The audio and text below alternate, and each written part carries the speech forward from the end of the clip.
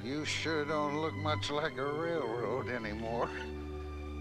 And not much of you left.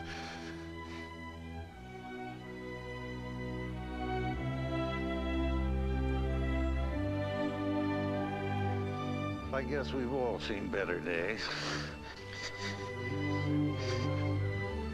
Well, that's life. You grow up, you work hard, you tumble back into the earth.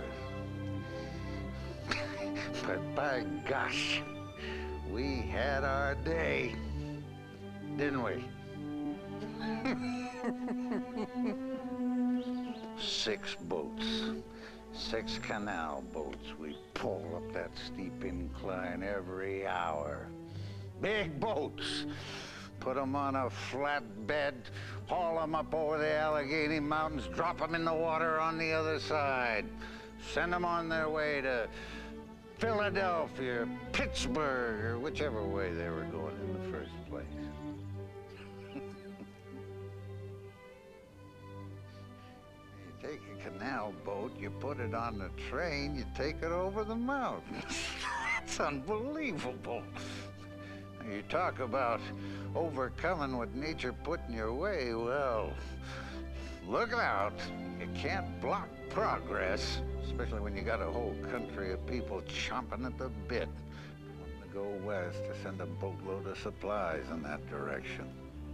Well, now's now. We may be falling apart.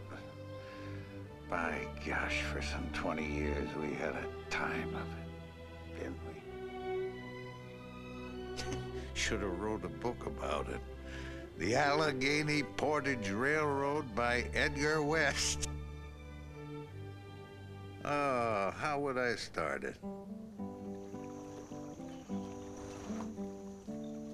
As a young man, way back in the 20s, my occupation was to lead our mules along the canal towpath. I lived with my family, mules included, aboard the canal boat. And we hauled cargo back and forth on a canal built alongside of a river that was just too cantankerous to run a boat on, what with the rapids and the waterfall. And working the canals, that wasn't as easy as it looked, no sir. Well, most of the time between the locks, it was uneventful, except when one of the mules fell in the water, and then you had your hands full. And when you came to one of the locks, you had to think fast and act even quicker. You unhitch the mules from the boat, tie them up, run help guide the boat into the lock, and then tie her off quick so she wouldn't go busting through the gates at the other end of the lock. Of course, the lock keeper was there to help, maybe a bystander or two.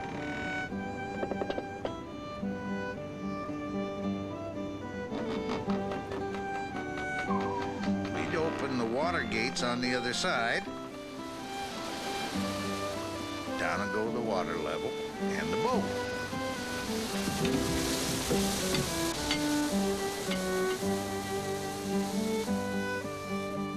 Real fast it was. Sometimes there'd be near a half-dozen locks in a mile. Hard work. But it sure was the only way to take a boat downhill, or uphill for that matter.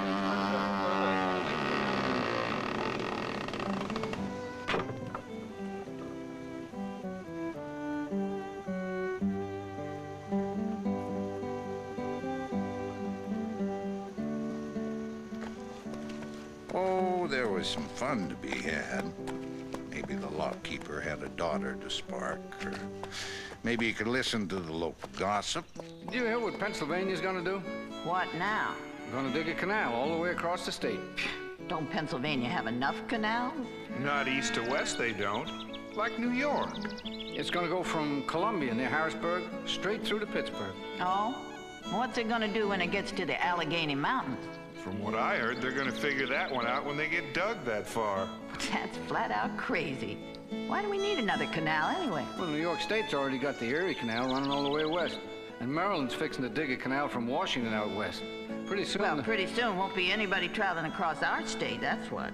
They'll be traveling west using the north of or south of Pennsylvania route, and we'll be left out. Could all this be true? A bunch of folks otherwise thought to be in their right minds deciding to dig a canal across the whole state, then up one side of a mountain, down the other?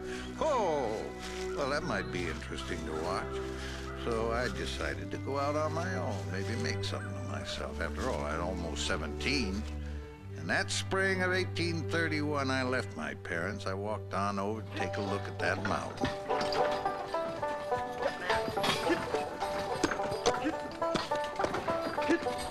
I found myself working.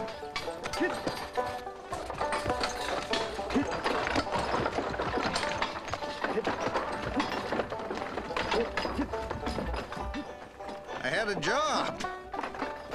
It's the dumbest thing I ever did.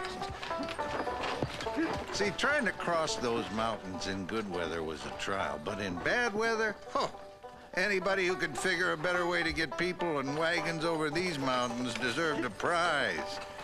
There were rocks and ruts and rain and mud everywhere to slow you down. And when the weather cleared, the black gnats and rattlesnakes came out. And with this kind of trouble, only high-priced cargo like furs and whiskey could ever expect to make a profit. No wonder smart folks were using the Erie Canal. Finally, I came upon Pittsburgh. Gateway to the West, people called it. Downtown, folks were being recruited for the new canal project. And the whole thing is headed up by a fella named Sylvester Welch. An engineer, he was. Gentlemen, it is all quite simple. Now follow along on this map. The canal runs from Pittsburgh to Johnstown. At Johnstown, there begins a 36-mile railroad section that takes travelers and goods over the mountains. A series of 10 inclined planes allow the passenger cars and boats to be hauled up and let back down by steam power. Then, when they reach Hollidaysburg on the eastern side, they're set back into the new canal and sped on their way toward Philadelphia. A journey of 5 days, compared with 23 days by wagon. An amazing time for a voyage of some 394 total miles. Poor old Reuben Ranzo, Ranzo me boys, Ranzo. Poor old Reuben Ranzo, Ranzo me boys, Ranzo. Well, I pretty much knew all I cared to know about canals, so I hired on, working on what they're calling America's first railroad tunnel, Staple Bend Tunnel. And that was the first big hurdle in the railroad scheme of things. We had to dig 900 feet straight through a mountain of rock. I mean, to make a hole big enough to drive a locomotive through. Well, it's hard work. And you shared your bed and board with an assortment of characters and critters. There were drunkards and rattlesnakes and black gnats everywhere. But making 47.5 cents a day kind of eased the pain.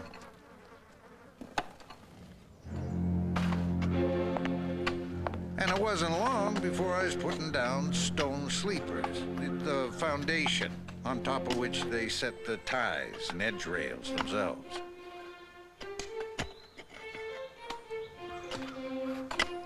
It's pretty heavy work, but I could take it. As the able-bodied man could get work all along the mainline canal route. That's what they called it, main line.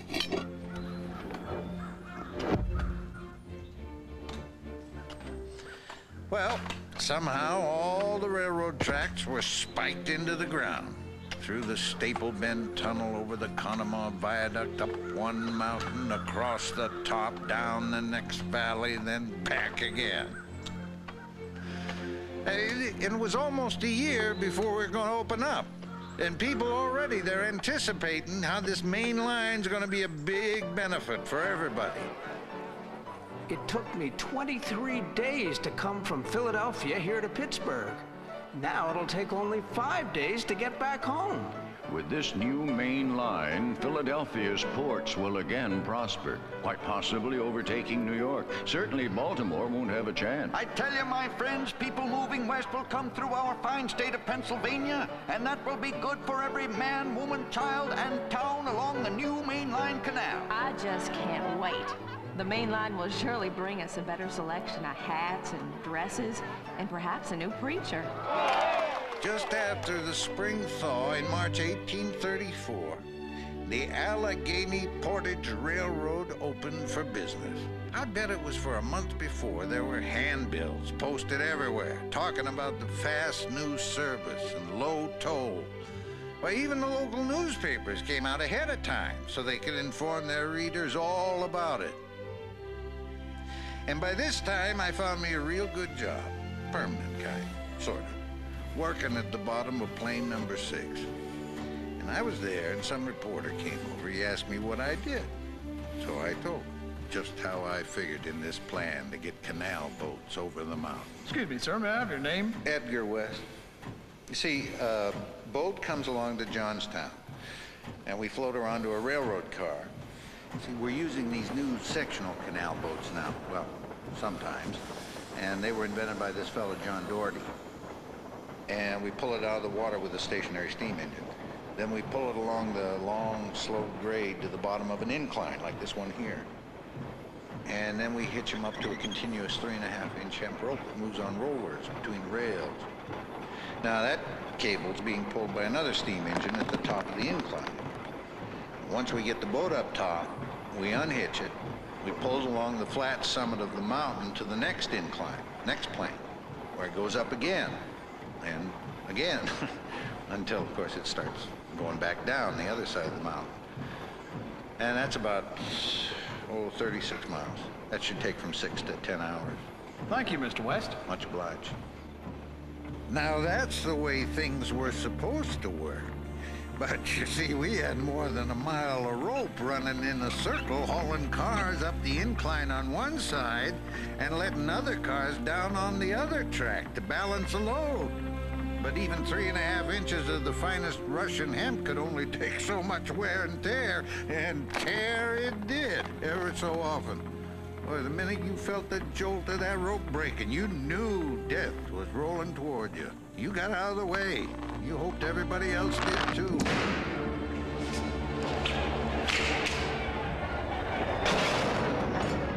Some didn't. Death, had plenty of time to mourn and think about it.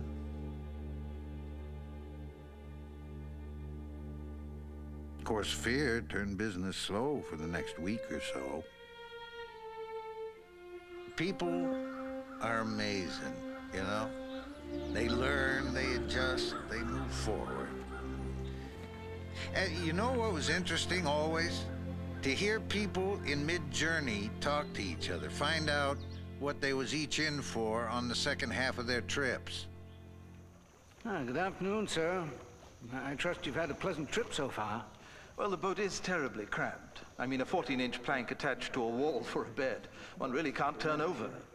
Curiously, they take the boards off the walls in the morning to make a dining table. Well, you'll have no relief on the rest of your journey. However, you will have the excitement of riding up the inclines. And then there's the matter of the Connemara Viaduct. Spectacular arched bridge spanning a river. As you travel over, they stop and let you enjoy the view. Then there's the Staple Bend Tunnel.